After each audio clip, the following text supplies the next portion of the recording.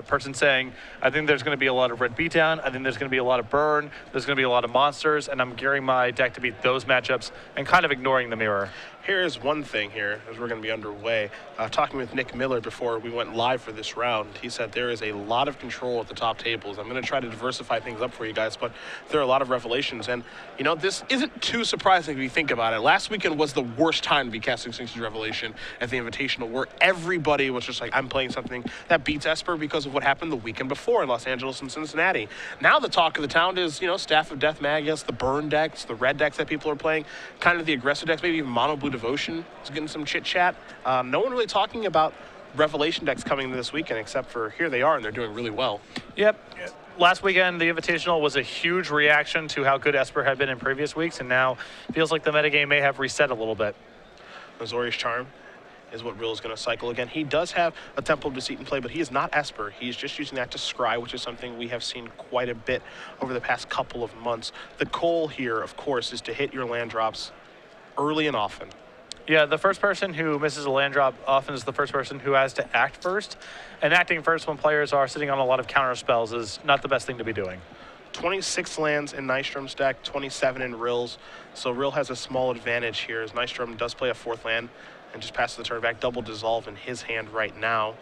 He knows that he's in a mirror, so it's going to be a little bit slow in plotting. But of course, these games do take a little while to win, so both players do have to be cognizant of time as they draw, as Adrian Sullivan can tell you, is not the best place to be. And traditionally, game one is the slowest of the games. The post-board games speed up. Midgame going to come into the red zone here. A little bit of a risky attack, I would say, as, you know, even though we know that Rill is blue-white control, there's a chance that he has the black splash for a Doomblade-esque effect, and you really can't afford to be stone rained, as here is a Revelation for 2 that will be dissolved. I mean, Eric has his 2 main copies of Celestial Flare that we were joking. Yes. What a disadvantage in this matchup. If he had one of them there, that would be a big issue for Bradley, potentially. He does have Revoke Existence in his hand right now, and he's going to land a Jace now that he did get Nystrom to tap out from that dissolve. So Jace is going to tick on down. You'll see a Supreme Verdict Dissolve and an Azorius Guildgate. Dissolve versus is the split. Rill's going to take the land along with the Mass Removal spell, put Dissolve to the bottom. Does mean that he has a land to play this turn. Can't protect his Jace any further, but I think he's okay since he basically did just draw 2 cards. Yeah, it's fairly common in the blue-white mirrors not to get too fancy with Jace because Detention Sphere is of 4 copies in all the decks, and there aren't that many targets. So often you see this where you play your Jace, you get some cards, and if you get anything beyond that, that's great, but often that's not happening. Mutavault's going to finish off Jace, as Nystrom did play a Plains for the turn, so neither player has missed their land drop just yet. Rill did allow for his Revelation to be countered, and he's the first one to miss the land drop here. So Nystrom is going to take, I think in a moment here, the land advantage, and he does. And Bradley appears to have more lands in hand. This is the spot you want to be in. Yep. And Eric with 4 copies of Azorius Guildgate, which is quite a lot, of course, but he needs to do that in part because he's playing multiple main deck copies of Celestial Flare. You have Celestial Flare, you have Dissolve, you have a lot of taxing on your blue and white mana, so the concession here is, of course, a lot of Guildgates. Dissolve is 2 for 2 on counting Revelations. Rill, without a land, just has to pass the turn back yet again. Over to Nystrom, who will take a draw. It's a copy of Supreme Verdict. A lot of basic planes in play for Bradley, which is another big cost. So many of these games come down to try to chain together a Sphinx's Revelation with counter spells, or Jace with counter spells, or what have you. And actually getting bottlenecked on blue mana is a big cost. 3 for 3. Soft countering a 3rd Revelation here for Rill. And this is a big deal for the obvious reason of Eric is stuck on land, but also if Eric runs out of Sphinx's Revelation or comes close to it, then it really changes the way Bradley gets to play the game for the better. A big Sphinx's Revelation is the biggest risk at all times. When it resolves, your opponent obviously has a lot of tools to work with. They draw a bunch of counter spells, what have you. When that's no longer on the table, you can be a lot more aggressive tapping out for things or attacking with Mutavault or anything else you want to do. Top card's going to stay on top as Rill's going to pass the turn back after playing Temple of Enlightenment. You saw Nystrom did miss his land drop a couple of times, but he does draw plains. 14 basics in his deck, 7 islands and 7 plains to go along with 2 copies of Mutavault, 4 Hallowed Fountain, 4 Temple of Enlightenment, and then just 2 off-color Scry lands in Temple of Silence and Temple of Deceit. Yeah, Eric is on 5 islands, 5 plains. Essentially, Eric has cut 4 basics for 4 Azorius Guildgates. That's the difference in these players' mana bases. This is a Jace. New art from Jace V. Vraska. There's a Dissolve, so Rill decides he's happy with fighting over that. Going to leave the card on top. In comes Mutavault. See if Rill picked up one of those Celestial Flares at this point. He has not. Oh, I'm sure Eric is just pleading for one of those Celestial Flares. Would love to snap him off, as it's not going to have much effect anywhere else in this matchup. I'm not saying the Celestial Flare is that awesome getting rid of a Mutavault, but just because it's so hard to cash in the mirror match for good effect. Howl Fountain going to come into play untapped here for Rill. See what he wants to cast this turn. Maybe a main phase Revelation. He'd have to have drawn his 4th one. There's also a chance he's just happy with all this mana on tap, but he does draw the 4th Revelation. So for 5. Now again, don't forget, that's the 4th one. So there are no more of those coming until Elixir of Immortality does show up. Yeah, and that's why Eric kind of has to resolve it now. If he loses this 4th copy of Sphinx's Revelation to a counterspell, a huge angle of attack that he has is just gone forever, or until he finds his Elixir at least. Second Mutavault here for Nystrom. Let's see if he can actually take advantage of the fact that Rill's shields are down. You see him reaching for 6 mana. This could be Aetherling right now. And it's just an Elspeth. So Rill can breathe a sigh of relief because he can probably beat that one. Yeah. As good as Elspeth is, it's actually at its worst in this matchup. Right. Jace plussing, detention spheres that don't really have anywhere else to go, getting outclassed by Aetherling. There's a lot of issues with Elspeth. It sort of has to stay in the deck because there's so few ways to win the game, and so even Elspeth isn't that well suited for it. It has to stay in essentially, but one of the easier win conditions to answer in the mirror match. Rill going to play an island. So he's already discarded 2 copies of Supreme Verdict here. Now here's Jace. He did mention that this could come up, or Jace just ticking up can actually handle Elspeth for a little while until it does show its emblem. Still not a long-term solution because Bradley has detention spheres of his own, so you do have to remove Elspeth at some point. Also, the emblem can just outclass Jace's plussing as well. Yeah, he has Sphere in his hand right now, so he's going to take care of Jace. Now again, we know that Rill has a copy of Revoke Existence in his hand, so actually give him nice use for that. Looks like Nystrom's going to activate these Mutavaults here and really put some pressure on, it looks like. Yeah, again, there is no copies of Sphinx's Revelation left. So an attack here for 2, not 4, because of the Jace trigger, so long as Rill did remember them. It's going to put him down to 15. Elspeth is going to tick up. Some more soldier tokens are going to come flying out here. And we'll see if Nystrom has anything else to do on this turn. Imagine he's just sending it back, I would assume. Yeah, not a ton to do. Things are actually going pretty well for Bradley right now. Zoe Strom going to get cycled by Rill. He'll draw a mystery card. He's going to untap her. Probably see him fire off that Revoke Resistance on that Detention Sphere because he needs the Jace, but we'll see. The fact that he did discard 2 copies of Sphinx Revelation, or excuse me, 2 copies of Supreme Verdict may end up to hurt him a little bit here. Yeah, it's not clear if he could have discarded any of the other tools in his hand, but certainly he is in some trouble now. And there is the Revoke. So Jace is going to come back. Rill's going to turn a couple cards over. You've got a Detention Sphere along with 2 islands. Sphere is going to go by itself. That's going to go to the grip. Islands are going to go to the bottom. But it's really hard for Eric long-term here, I feel like, to cobble together a winning plan, just because he's out of Revelations and he has no Aetherling in his deck. Yeah.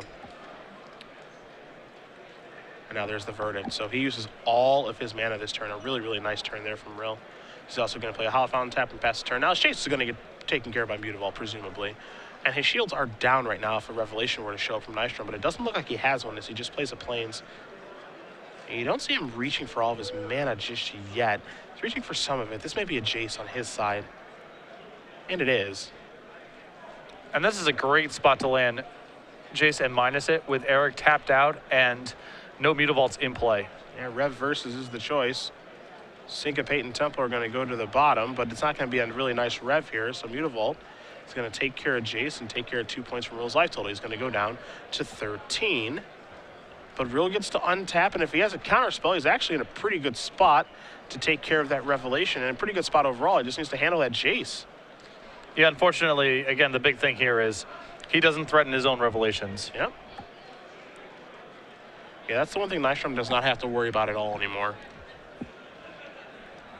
Here's 6 mana. There's an Elspeth there from Rill. And he does have a counterspell in his hand. It does a Syncopate, so 3 soldier tokens will be coming for the player on the right. And the Nerd Rage Gaming hoodie. And we'll see what else he has to do here. Looks like he has a hand of Syncopate, Blind Obedience, and Celestial Flare. Yeah. So We talked about just how important it is for him to have a good matchup against the aggressive decks. That's why he's kind of tailored his deck this way. He's drawn some of those cards in this matchup, which are not so good. yeah, although Celestial Flare had a several turn window where it would have been good if Eric did find it. That's true. That's true.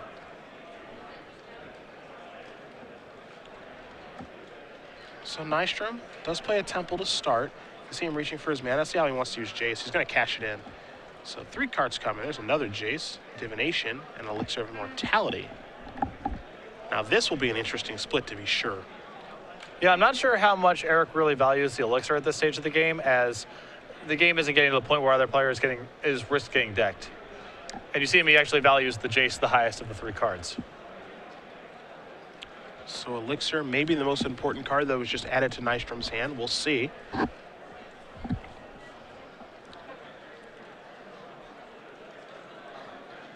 Three mana, there's a div, pretty good place to start. 2 cards coming, Syncopate, and a Last Breath among them. I think Bradley is just trying to look for some sort of answer to this Elspeth. He's got a Verdict ready for the tokens, but he doesn't have a card like Detention Sphere right now is the issue, I think. It is a way for Eric to steal this game if this Elspeth goes unchecked for a while. Yeah. Typically not very good in the mirror match, but if things don't break right for Nystrom, even though he's drawn a decent amount of cards, Rill could actually steal it here. There's an Elixir. Simply pass the turn back over to Rill, who will untap all those lands. He's going to take a draw. See if he can find anything sweet to do. Again, no more revelations. 3 were countered by Dissolve, and then 1 actually resolved for 5. So the big draw in his deck, he actually cannot draw 2. The biggest draw in his deck is probably just Elixir. Yeah, Elixir or Jace's are his big draws at this point. Because he doesn't even have an Aetherling. 0 creatures here in his 75. Pretty crazy. Yeah, but again, to emphasize, Eric's list is about as good against attacking decks as a blue-white list can really get. Yeah. There are some concessions he's making here. And Blind Obedience going to be played here. An attack from Rill. Maybe he's trying to set a little bit of a trap here. And again, maybe not. We'll see. Well, he may have Celestial Flare in hand, and he might just be happy to trade a Celestial Flare and a token to put a Mutavault on back. Yeah, we know he has the Flare, but you can't imagine that Nystrom knows that. He also could be threatening a Supreme Verdict there. Yeah. If Bradley innovates with his Mutavaults, then Eric, who would otherwise be stranded, essentially, with that Supreme Verdict, would be able to cash it in for pretty good value. This is a Sphinx's Revelation. This is going to resolve, so 3 cards coming. Rill, I think, has a Syncopate in his hand. He could have used to counter that, but, he just says, 3 cards really don't matter very much to me. Yeah. Looks like Nystrom may have picked up his Aetherling here. Gonna take a look at the top card. He's gonna put that to the bottom. He does have 2 copies of Quicken in his deck, so that's another just kind of sweet thing that can happen in this matchup. Yeah, you can, for example, Quicken Supreme Verdict, untap, threaten the Elspeth a little bit to delay the ultimate. Don't see Quicken a lot nowadays, but it is something that you have to be cognizant of when you are playing with and against blue-white control. Yeah, it's something that factors into my decision-making a little bit when I play against it. All other things being equal, it's good to play around it, is the philosophy I take. Yeah, so you can. You can't really go out of your way. An attack for 6 from Rill.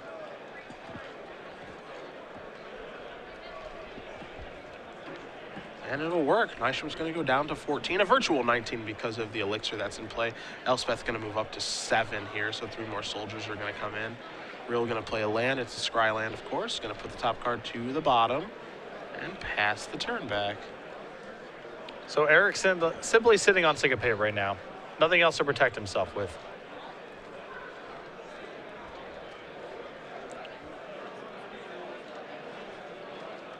There's Rev.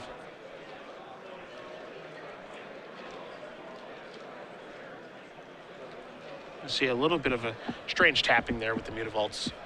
Yeah. Where it was kind of delayed, but he may have announced a number and then tapped all of his mana. So either way, it's resolving. So you'll see a Rev, a Divination, a Hallowed Fountain, and a Mystery card. Those are the 4 cards drawn off of that. He'll get a 5th one for his draw step. A couple of copies of Violent in his hand. A couple of copies of Azorius Charm too. So he's the one with all the tools here, as he does play a Hallowed Fountain. Now he just needs to take care of these soldier tokens and the Elspeth. Yeah, I think that what Bradley's trying to do here is just get Eric to make an Elspeth emblem and then Quicken Wrath him. If Quicken's not on the radar. Yeah. I think he's trying to hook him in. And you can see he's trying to do some body language tells right now, trying to think, I can't beat this thing. The problem is that by discarding divination, you're highlighting that something's going on. Yeah. That's the dead giveaway, right? It's like, I can't do anything. Well, you could cast that divination. Oh, man, I can't do anything about your Elspeth. Well, you could cast divination to try to find an answer. Know what are you talking about? Go. No. There's nothing I can do. I wouldn't have even drawn it. Yeah. So unlucky. Rill's moving in. And he's going to attack here for a bunch. This is going to be a Quicken. This is the card they're actually going to fight over, most likely. Now, what's really interesting is that Rill can syncopate this for some amount and really mess things up. Right. It's not clear if Bradley would have enough mana left over to be able to pay for this Quicken here and then also cast Supreme Verdict. Yeah. And this is the issue, right, where Nystrom may have gotten a little too cute. He could have just cast Supreme Verdict. Yeah. And now you see Rill is doing a bunch of math saying, all right, so how much can I do this for? And what can I play around? And if I syncopate for this much, what happens? Now, he didn't play a land to start, but you see him reaching for mana right now, so it looks like he's going to go syncopating. Yeah, and it looks like this is going to be a pretty big syncopate with 4 mana available. I wonder if him not playing that Mutavault comes back to hurt him here. And here's a syncopate for probably enough to make it so that he can't cast Wrath. And can he afford to actually syncopate back for the necessary amount and then still cast Verdict? That's the question here. I think the answer is yes. 5. So yeah, syncopate back for 5. I wonder if Rill had played that land if this happens. Yeah, well, Bradley has 1 mana left over still, or he has 5 mana up, right? Okay. So, no, you still, with the extra mana in play, Bradley would still have been able to pay. His lands are a little scattered out right now. Yeah. There's, you just see the Verdict. It's going to clean up everything. So, yeah, it looks like the last thing that he had left was the Mutavault, so he still would have been okay. Right. That could have went badly for him, though. Oh, yeah. And by badly, I mean if it doesn't work correctly, he loses the game. Yes. So it could have been really bad. But either way, he makes it out alive. He's the one with all the cards in the hand. No more Elspeth there for Rill. And so now he's just going to fire some Mutavaults coming to the red zone here. The Mutavault on Rill's side can certainly block since it is pretty big. There's Celestial Flare to start things off. And now Eric's empty-handed, so Bradley is a free-for-all to do whatever he wants. And he does have a Rev in hand. Don't forget that Mutavault on Rill's side is actually a 4/4 because of the Elspeth emblem. Of course, Elspeth granting +2/+2 and flying. But Eric might not be able to risk having this Mutavault get Azorius charmed. I agree. Looks like he's going to try to block, yeah. And that's going to be...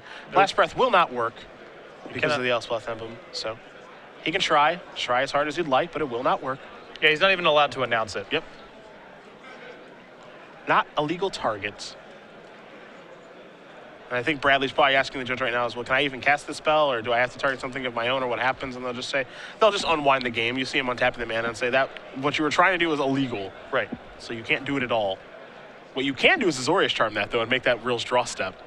Which is actually arguably better for Bradley in this spot because Eric has no hand. Yeah. So now you know he's redrawing Mutavault, the coast is clear for you to Rev, and then probably take the game from there. Yeah. So Rill's going to untap all these lands. He's going to draw Mutavault, put it into play. All he can do is pass the turn back. There's the Rev. Yeah, even if it was legal to Last Breath that turn, in Bradley's spot, I would have Azorius Charmed and not Last Breath. Yeah, no, me too. Yeah. I like it's just a time walk at that point. Right. It's great. And now he's able to resolve Revelation. He draws another copy of Dissolve. He's got himself an Attention Sphere over here. He's just going to kill that Blind Obedience, so that doesn't do anything. So that'll go by the wayside. Again, the world is his oyster right now. He can keep casting Azorius Charm if he'd like, but he's just going to pass the turn back here. We're really going to draw. Not sure what he found. It's a copy of Azorius Charm that he wants to cycle, so he'll draw another card. Yeah, I think Rill is in a pretty big risk of just getting decked at this point. I kind of like Azorius Charming this. Yep. Get that thing out of here. Rill going to play a backup Mutavault before passing the turn back. Nystrom is going to Revelate again. And again, he can be aggressive with his Revelations because, one, Rill has no cards in his hand, but two, he's got Elixir in play. Yeah. So if he discards anything that matters, well, he can shuffle back in and just go from there. Again, Andrew Cuneo must be so proud. Not even going to try to kill him. No. Just put him into submission. At some point, Eric Rill will probably concede this game. But if he doesn't, that's cool too. Because Nystrom is in such firm control that he can actually use the clock as an ally right now. Yeah, I was about to say the exact same thing. If I'm Eric, I believe that I would concede this game. Because time's an issue here. Bradley's pretty far away from probably actually being able to kill him. But it's getting so hopeless at this point. I guess the flying Mutavault still give Eric a shot. Not impossible. Yeah, I mean, I'm kind of with you. I would have conceded. I would have conceded a little bit ago, just because, you know, it's not hopeless for him to win, but the chances are so slim that I would rather just take my chances playing another game or two. Yeah. At that point, instead of hoping, oh, I've got flying Mutavaults, and maybe you have nothing, even though you resolved 4 Revelations and shuffled them back in. Here's a quick-in, which is announcing that I actually do have something. Supreme Vertical take care of one of them. That's all. When you're playing tournament Magic, you know, when the clock is something that you have to worry about, especially when you're in a Revelation Mirror, it's definitely something to be cognizant of. Oh, for sure. And it stands in contrast to Adrian Sullivan, who plays at lightning speed. Yes. When the clock becomes an issue. Yep. As we saw much earlier today. Playing at a speed I almost didn't know was possible. I talked to Adrian in between the rounds. He said, yeah, I made some mistakes there because I'm playing so fast. Yeah. But it doesn't matter. A couple of dissolves. Okay. Well, why don't you go ahead and split those up? 2 dissolves to the grip, 1 to the bottom. Oh, that's the one that does it. Okay. Oh, you have 2 counter spells? I've seen enough. Okay, fair enough, fair enough. Bradley Nystrom does win game number 1 here over Eric Rill in our blue-white control mirror of round number 7. Again, not surprising, as Eric's deck not suited to win the mirror match game 1 in my mind. No Aetherling, multiple Celestial Flares in the main deck, a Blind Obedience. Really an uphill battle for him game 1. Take a look at the sideboards here. You have Rills in front of you. I'll let you start there. A Blind Obedience, a Negate, 2 Dispels, 2 Gainsays, 3 Last Breath, 2 Celestial Flares, a Pithy Needle, a Jace Memory Adept, a Fated Retribution, and a Glare of Heresy. I think you're probably going to see the Glare come in, the 2 Gainsays, the 2 Dispels, the Jace Memory Adept certainly, the Negate. The problem here is that the post-board games are a lot more about being proactive, and Eric really doesn't have the tools to do that. He's not bringing in a lot more win conditions. He's bringing in more counter spells. Those are fine, but the bottleneck is on ways to win the game, and Eric's not really alleviating that with his post-board setup. The other side of things, you've got a Ratchet Bomb, you've got a Negate, a Revoke Existence, 2 Last Breath, 2 Dispel, 3 Gainsays, 2 Celestial Flares, 2 Blind Obedience, and a Pithing Needle. So, I kind of like the Negate. I like Revoke Existence to take care of D-Spheres. You've got 2 Dispels to fight over Revs. You've got Gainsays to do the same thing. This isn't a matchup where people are going to be bringing in Nightfield Specters, as we know. So I think it's pretty straightforward stuff. I think this game is going to look a lot like the last one. Yeah. Nothing too crazy changing here. We'll take a look at our Open Series leaderboard here really quick. Eric Rill, you see, is the 11th player. You've got Brian Braun to win here in the lead. Of course, he is qualified for the Players' Championship, so you can actually say CVM is your leader. And oddly enough, if you follow CVM on Twitter or Facebook, he won an IQ today. Very nice. Yeah, he played a birthing pod strategy at a SCG Modern IQ. Okay, well, congratulations. Real tough guy, putting creatures into play for basically free. Jensen is playing at, actually he's doing coverage at Grand Prix Phoenix. You've got Fabiano, Jones, Nelson, Lissette, and Jim Davis round out the top 8. The top 16, Eric Rill is among them, and he is in 11th place right now on our leaderboard with 71 points. So, he's obviously down a game right now. You see Duke, Mann, Teets, Tenjum, Smith, Adkins, and Bertoncini, but this is a really, really important weekend for him because of the top 16 players, he's the only one here. Yeah. Yeah, and that's a big, big deal. Although we do have some people further down the list that are on the outside looking in but could easily jump up. Kent Ketter, Owen Turdwall has an opportunity to do it tomorrow, Joe Bernal. So even though this top 16 doesn't have a lot of players competing this weekend, like you mentioned, just Eric Rill, there's a lot of people who could easily jump into the top 16 this weekend with a good performance. Yeah, Ketter in 20th place. He's, he said he picked up his second loss, also a burn deck with on Monsters, and he just said, I got to keep getting my grind on. Can't leave any of the Open Series points. Turtenwald has already, taken his ball and chain, and he's gone home. Yeah. But again, he's from the area. I honestly think Owen lives like 20 or 30 minutes from here. Not far He's at all. really close. Yeah. Yeah. Not this time, but the last time I was out in Milwaukee, I actually hung out at his place for a little bit, and he's very nearby. Yeah. So he's probably at home potentially watching this and firing up the old moto, as he's been known to do. Again, Joe Bernal, I believe, is still playing as well, as is Peter Tragos. We have Greg Smith, Matt Hoey, Jeff Hooglin, Matthias Hutt, Sam Black, who's sitting at X and 1, and Adrian Sullivan actually pacing the field for players that we're following. He hasn't lost yet. He just has a draw. Yeah, not surprising, but we've had him on camera twice playing control mirror matches, and he's been very impressive. Yep. He's really at home with this blue-white deck, and, he keeps just going back to this strategy of he loves Revelations in the format. Nothing's going to scare him away from doing it, and it looks like here in Milwaukee, that was the perfect choice because we have a lot of Rev decks at the top tables. Yeah. Although in this field, I still feel, maybe I would rather be playing Esper than blue-white. If you knew the top tables was going to be a lot of Sphinx's Revelation decks. Sure. Access to Dress and Thoughtseize is just so powerful. And we have a lot of people just playing straight blue-white this particular tournament, which I find to be really interesting. We saw Jarrett Roca, he's playing Esper, but you see here Nystrom and Rill are playing blue-white, Sullivan's just playing straight blue-white. And the reason for that, of course, could be because aggressive decks were so good last week and that you just want to be the deck that has a lot of basics and not 12 temples. Yeah, the beatdown matchup is the big incentive. For my red list, for example, I consider blue-white to be a slightly unfavorable matchup and Esper to be a joke, basically. Yeah. And it's just all the temples. That's the big difference. Temples are great, but there's a cost. Yep. So we'll be underway here in game number 2 in just a minute. Eric Rill is going to play a Temple of Enlightenment, keeps that card on top. And we're underway in our control mirror. Nystrom going to play a Temple. He'll do the same. Rill going to play Azorius Guildgate right off of the top. And much like the last time, whoever misses the land drop first, chances are they're going to end up losing the game. And Rill missed the first one last game. Yeah. And setting aside the fact that, again, his deck was just not really built with the mirror match in mind. See if Rill wants to cast a spell here or not. He does. He's going to break serve with Jace. That's going to get gainsayed. And this allows Nystrom the opportunity to actually resolve his own Jace if he has a 4th land. But that's going to come into play tap. Temple of the Seed's going to put the top card to the bottom. So Nystrom's going to pass it back over to Rill, who is going to try to resolve another Jace. That's going to get gainsayed again. Does Rill have a land? He does not, so he's the first one to miss it. Nystrom draws his card. He plays a Jace of his own. And this isn't the first time we've seen this happen. His Jace is going to tick down. Yeah, Rill made a couple stabs at it, but now he's in a lot of trouble. And 3 lands may not seem like the best thing to turn over, but if you're Nystrom, you got to be filled with that. 2 lands are going to go to the grip.